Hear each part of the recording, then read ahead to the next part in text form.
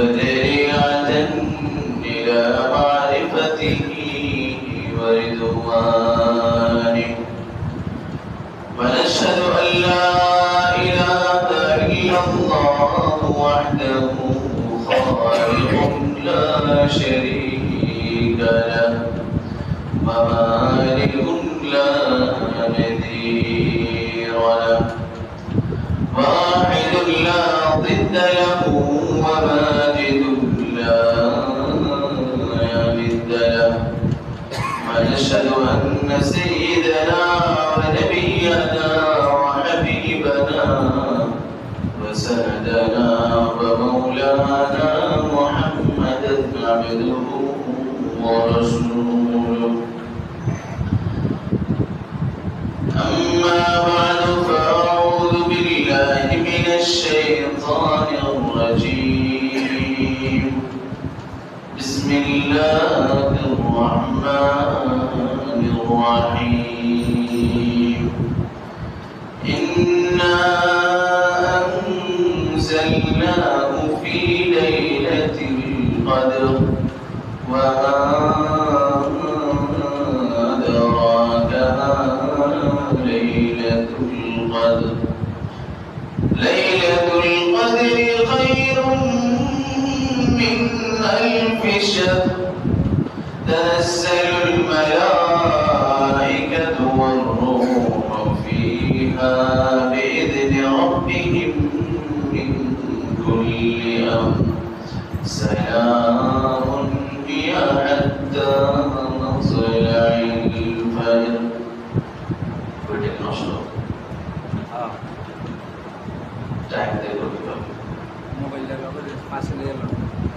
মোবাইলটা পাশে রাখে এলো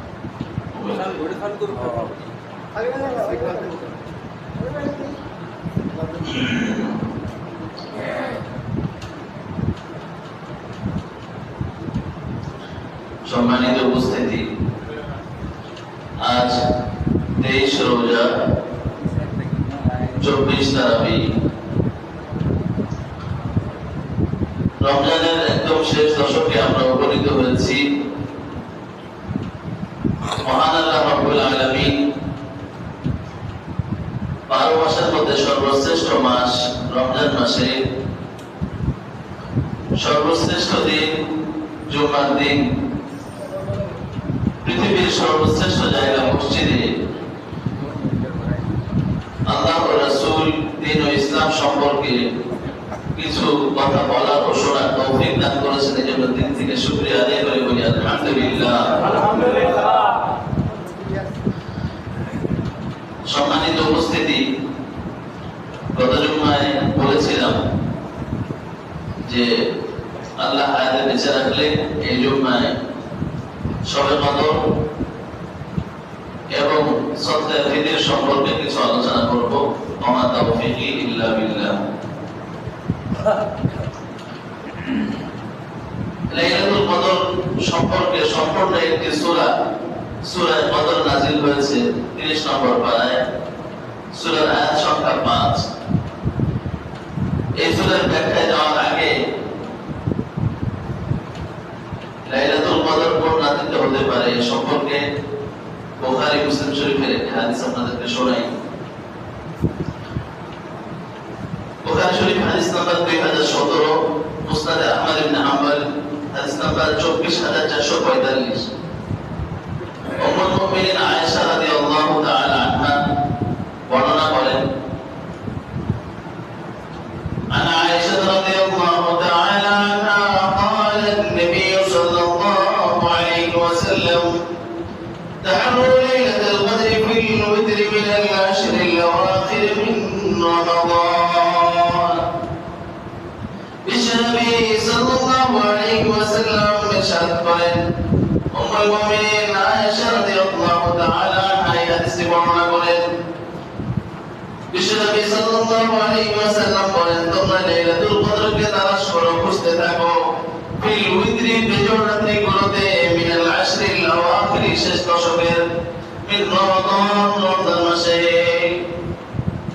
মাসের শেষ দশকের বেজোড় রাত্রিগুলোতে তোমরা লাইলাতুল কদরকে তালাশ করো। লাইলাতুল কদর সবে সম্পর্কে হুজুর সাল্লাল্লাহু আলাইহি ওয়াসাল্লামের প্রথমে জানানো হয়েছিল। হুজুর সাল্লাল্লাহু আলাইহি ওয়াসাল্লাম এটি জানানোর জন্য যখন সাহাবায়ে কেরামের কাছে আসলেন, হঠাৎ দেখলেন দুইজন সাহাবী কোন একটা বিষয় নিয়ে একটু তর্ক বিতর্ক করতেছে।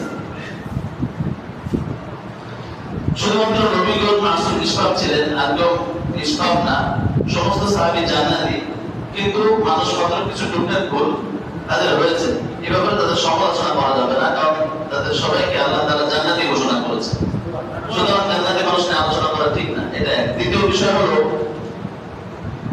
রাসূল সাল্লাল্লাহু আলাইহি ওয়াসাল্লাম ইরশাদ করেন, যারা কবরবাসী হয়ে যায় তোমরা তাদের ভালো বিষয় ছাড়া খারাপ বিষয় নিয়ে আলোচনা করো না। তিনি কবরে চলেই গেছেন, তাকে মাফ করে দাও, তার সমালোচনা করার দরকার নেই। সেই হিসাবে তাদের সমালোচনা করা ঠিক না। তো সাহাবীদেরকে যখন আল্লাহ রাসূল সাল্লাল্লাহু আলাইহি ওয়াসাল্লাম ঝগড়া করতে দেখলেন, সর্বপ্রথমের ব্যাপারে যে ওহী রাসূল করিম সাল্লাল্লাহু আলাইহি ওয়াসাল্লামের কাছে আসছিল সেটা তিনি ভুলে গেলেন। পরবর্তীতে আল্লাহ তাআলা রাসূল সাল্লাল্লাহু আলাইহি ওয়াসাল্লামকে সেটা জানাননি। না জানানোর পিছনে কিছু কল্যাণ নিহিত রয়েছে। যদি নির্দিষ্ট করে সবে বরাত যেমন নির্দিষ্ট শাবান মাসের 15 রজনী 14তম রাত্রি, ঠিক তেমনই ভাবে নির্দিষ্ট করে যদি সবে বদর এর কথা জানিয়ে দেওয়া হতো, আমরা শুধু ওই রাত্রি ইবাদত করতাম, বাকি রাত্রিগুলোতে আর ইবাদত বন্দেগী করতাম না। তো ইবাদত বেশি না করলে পুরস্কার বেশি পাইতাম না। আল্লাহ তাআলা বেশি ইবাদত করিয়ে যেমন ওভার টাইম করে বেতন বেশি দেয়, তো ঠিক ইবাদত বন্দেগী বেশি করিয়ে এই উসিলা আল্লাহ তাআলা পুরস্কার বেশি দিবেন। সুবহানাল্লাহ।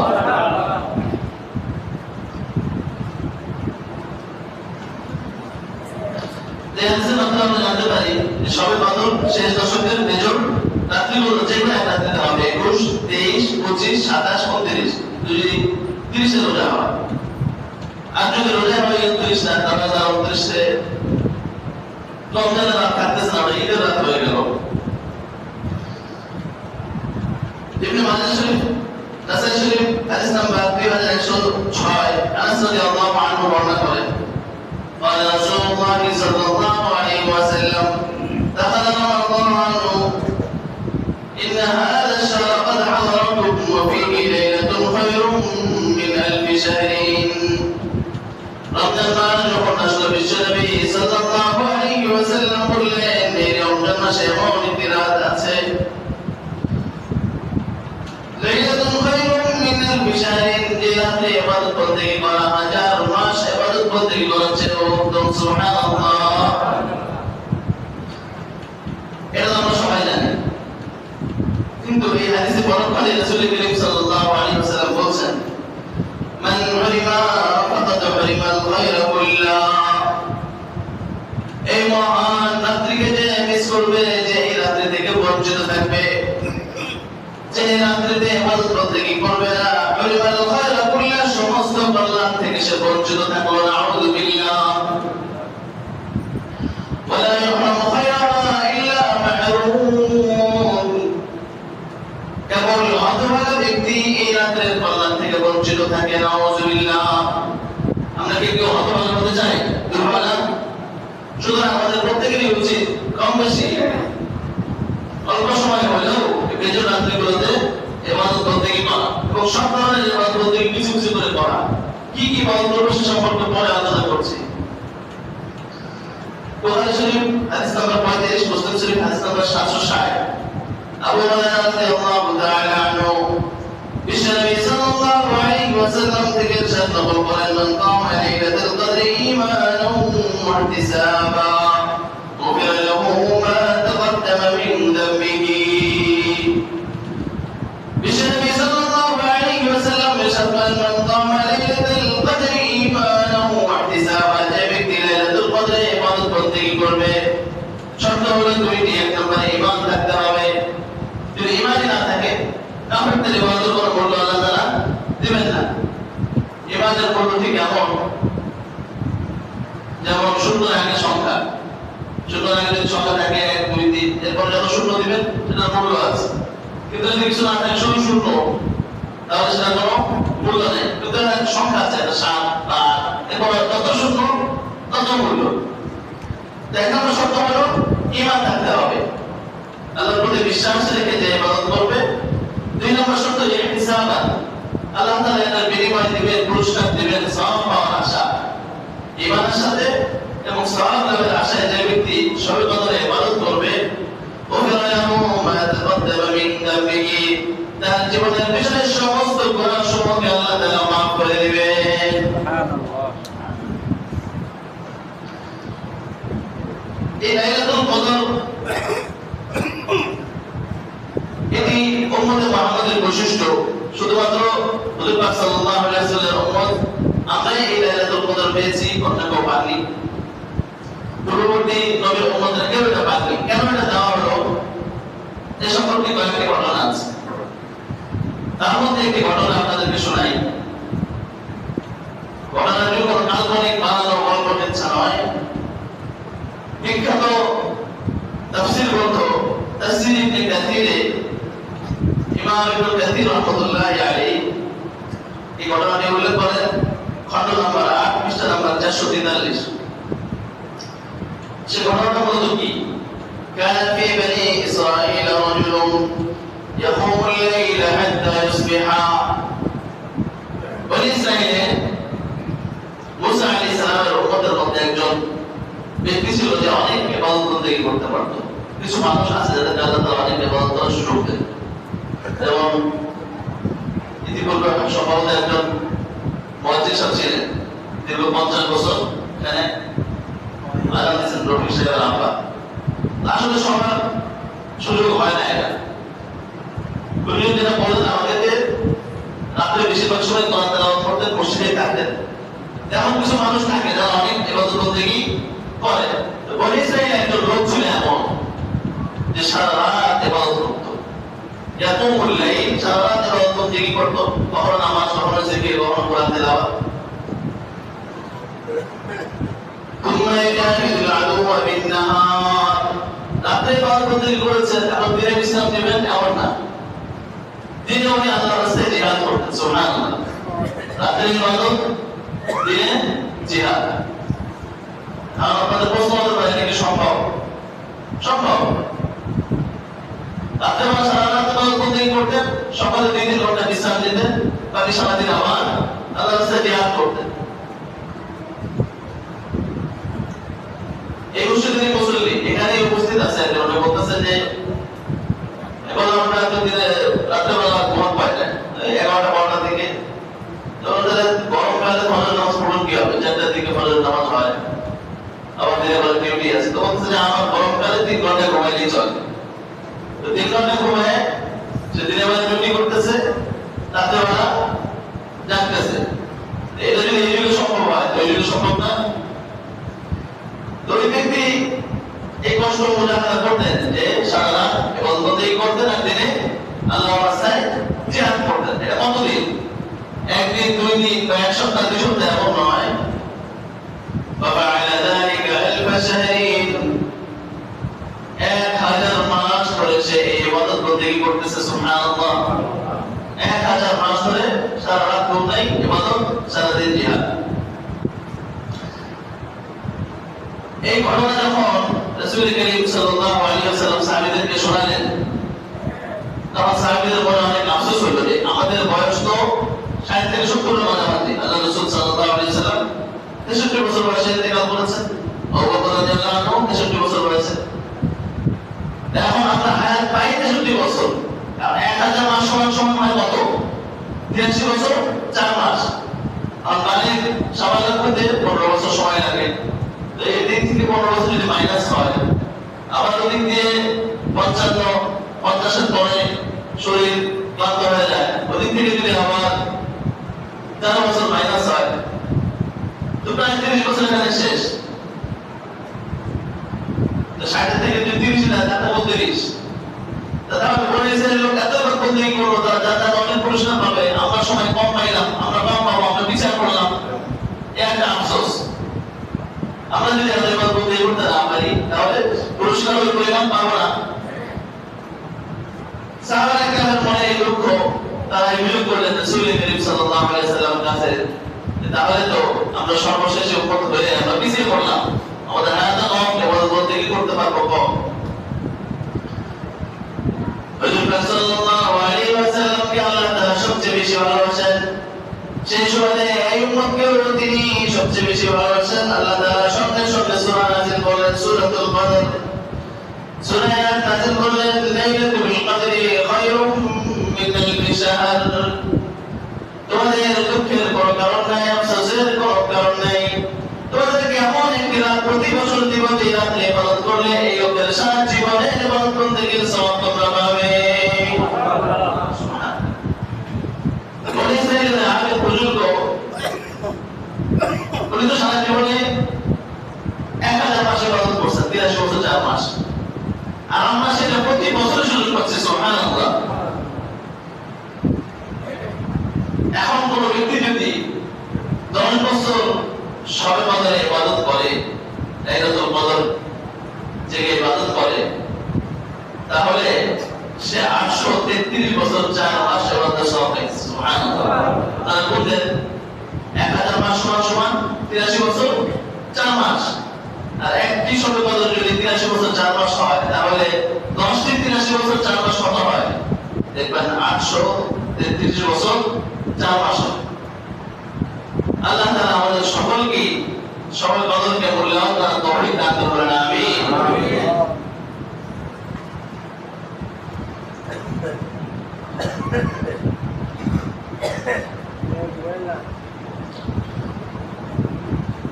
বিশেষ ব্যক্তি যখন আসে, তখন তার সাথে অনেক প্রোটোকল দেওয়ার জন্য অনেক সেনা সদস্যকে রাখা হয়, বাহিনীর অনেক সদস্যকে রাখা হয়।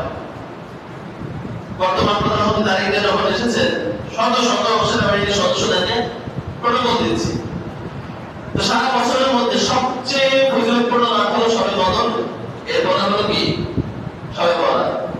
তো এই রাতটা যেহেতু সবচেয়ে বেশি পবিত্র, সবচেয়ে বেশি সম্মানিত, এই রাতকে প্রোটোকল দেওয়ার জন্য আল্লাহর বাহিনী অগণিত ফেরেশতা আল্লাহ তাআলা দুনিয়াতে অবতীর্ণ করেন। সুবহানাল্লাহ। এই সম্পর্কে মুসনাদ আহমদ ইবনে হাম্বল 10734 নম্বর হাদিস আপনাদেরকে শোনাই। عن ابي هريره رضي الله عنه ان رسول الله صلى الله عليه وسلم قال في ليله القدر انها ليله سابعه او تاسعه وعشرين. ابو هريره رضي الله تعالى عنه يقول بالنبي صلى الله عليه وسلم ارشاد করেন, শবে কদর সম্পর্কে বিশ্বনবী বলতেছেন যে শবে কদর 27 হওয়ার সম্ভাবনা আছে, 29 হওয়ার সম্ভাবনা আছে। বিভিন্ন হাদিসে 27 রাত শবে কদর হওয়ার ব্যাপারে একটা ইঙ্গিত দেওয়া হয়েছে। সেই হিসাবে প্রবল ধারণা 60 থেকে 70 বা 80% ধারণা করা যায় 27 রাত শবে কদর হবে, নিশ্চিত বলা যায়। আল্লাহ রাসূল বলেছেন, ইন্নাল মালাইকাতা তিলকাল লাইলা ফিল আরদি আকতারু মিন আদাদিল হাসা। এই শবে কদরের রাত্রিতে এই পরিমাণ ফেরেশতা দুনিয়াতে আল্লাহ তাআলা অবতীর্ণ করেন। পৃথিবীতে যে পরিমাণ পাথরের পাহাড় রয়েছে, যে পরিমাণ পাথর রয়েছে, পাথরের কণা রয়েছে, পৃথিবীর সমস্ত পাথরের সংখ্যার চেয়েও বেশি সংখ্যক ফেরেশতা আল্লাহ তাআলা এই রাতে নাযিল করেন। সুবহানাল্লাহ। এই রাতের সম্মান এবং মর্যাদা প্রদর্শনের জন্য আল্লাহ তাআলা তার বাহিনী ফেরেশতাদেরকে এত পরিমাণে অবতীর্ণ করেন। একজন দুইজন ফেরেশতাই যথেষ্ট। সম্মান প্রদর্শনের উদ্দেশ্যে এই রাতে আল্লাহ তাআলা পৃথিবীর যে পরিমাণ পাথর কণা, পাথর সংখ্যা রয়েছে, তার চেয়েও বেশি ফেরেশতা অবতীর্ণ করেন। রমজান সম্পর্কে একটি ঘটনা আপনাদেরকে শোনাই।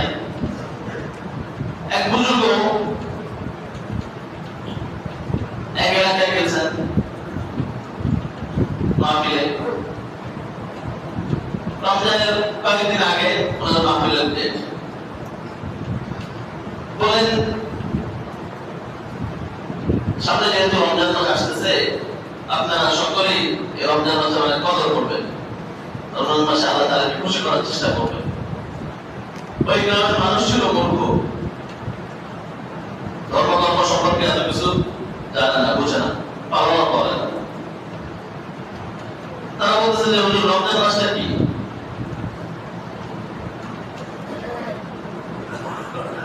তো রমজান হলো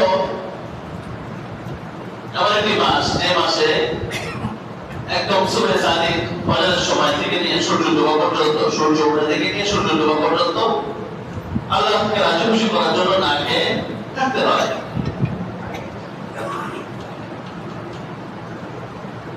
তারা জিজ্ঞাসা করলো, আচ্ছা খাবার না খেলাম না, ঠিক আছে, হালকা পাতলা নাস্তা পানি তো করা যাবে বলা হয়। তুমি বললে যে না, কোনো নাস্তাও করা যাবে না। আচ্ছা একটু পানি পিপাসা লাগলে একটু পানি টানি খাওয়া যাবে না? পানি খাওয়া নিষেধ, টোটালি সব খাবার, খাবার পানি স্ত্রী সহবাস নিষিদ্ধ। বলছে যে এটা তো বহুত বড় মুসিবত, এই রমজানকে আসতে দেওয়া যাবে না। রমজান কোন দিক দিয়ে আসবে? গ্রামের মানুষ জিজ্ঞাসা করতেছে যে রমজানটা কোন দিক দিয়ে আসবে। আপনারা জানেন সূর্য যেমন পূর্ব দিক থেকে উদিত হয়, চন্দ্র কোন দিক থেকে উদিত হয়? পূর্ব দিক থেকে, পশ্চিম না। চন্দ্র কোন দিক থেকে উদিত হয়? চাঁদ ওঠে পূর্ব দিক থেকে, সূর্য ওঠে পূর্ব দিক থেকে, আর অস্ত যায় সূর্য ওঠে পশ্চিম দিকে, চাঁদ অস্ত যায় কোথায়? পশ্চিম দিকে। তো তার জিজ্ঞাসা করলে রমজানটা কবে আসবে? হুজুর বললেন যে শ্রাবণ মাসের শেষে আসবে। শ্রাবণ মাসের 29 রাতে, 29 রাতে, 30 এপ্রিল 30 রাতে। আচ্ছা ভালো কথা, কোন দিক দিয়ে আসবে? উনি বললেন যে পূর্ব দিক থেকে আসবে। পূর্ব দিকে চাঁদ দেখা গেলেই তো পূর্ব দিক থেকে রমজান হচ্ছে কিনা আমরা বুঝতে পারবো। এখন এই শ্রাবণ মাসের 29-এ গ্রামের সমস্ত মানুষ হাতে লাঠি সোটা রং সাগর যার কাছে যা আছে নিয়ে পূর্ব দিকে দাঁড়ায় আছে। রমজান আসতেছে, রমজানকে ঢুকতে দেওয়া যাবে না। রমজান যদি ঢুকতে পারে 1 মাসের খাওয়া দাওয়া বন্ধ। ঠিক যে সময় সূর্য ঢুকবে, সূর্য ঢুকলে চাঁদ উঠে, চাঁদ উঠলে রমজান শুরু। ওইভাবে দেখেন যে লোক আসতেছে ওই দিক দিয়ে। ওই তোমার নাম কি? আমার নাম রমজান আলী। তার নাম কি? রমজান আলী। বাস বুঝে বুঝে ঠিক কথাই বলছে, একদম ঠিক টাইমে এই লোক উপস্থিত। এই দিকে ঢুকে ওই 1 মাসের খাওয়া দাওয়া বন্ধ। একটা মানুষকে তো মারাও ঠিক না, আমরা মারতে পারতে পারে। অন্যদিক যা, অন্যদিক দৌড়া, অন্যদিক দিয়ে সে তার তবে দিকে বাড়ি দিকে সে আসবে বেড়াইতে। অন্যদিক দিয়ে গাড়ি ঢোকার চেষ্টা করে, ওইতে দৌড়ায়। অন্যদিক দিয়ে এই গাড়িতে ঢুকতে পারবে না, অন্য গাড়ি ঢোক। তাই আর ওই গ্রামে ঢুকতেই দেয় না। বুঝে বুঝে রমজান মাসে বলতে নিয়ে ব্যস্ত, কোনো প্রয়োজন নাই। রমজানের পরে এলাকার লোকজন খুব খুশি, রমজানকে ঢুকতে দিতে পারি নাই, আর আমাদের কোনো কষ্ট হয় নাই। এই কাজ বলে দিই যে আমার শোনাই দেখছে। কি ওদেরকে দেখে বল, কি অবস্থা তোমাদের, রমজান কিভাবে কাটলো? আলহামদুলিল্লাহ খুব ভালো কাটছে। এই রমজান নামক গজবকে আমাদের গ্রামে ঢুকতেই দেয় না। এখন আমাদের বিধিগান্ধী গ্রামটা কি এমন যেখানে রমজান ঢুকতে পারবো না? নাকি রমজান ঢুকে আবার চলে গেছে? রমজানের প্রথম 2-4 দিন অনেক মুসলিম দেখা গেল, মনে হলো যে রমজান আসছে। 4-5 দিন পরে লোক নাই, রমজান এসেও আবার চলে গেছে, এমন একটা অবস্থা। আল্লাহ তাআলা আমাদেরকে মাফ করুন, বলেন আমিন।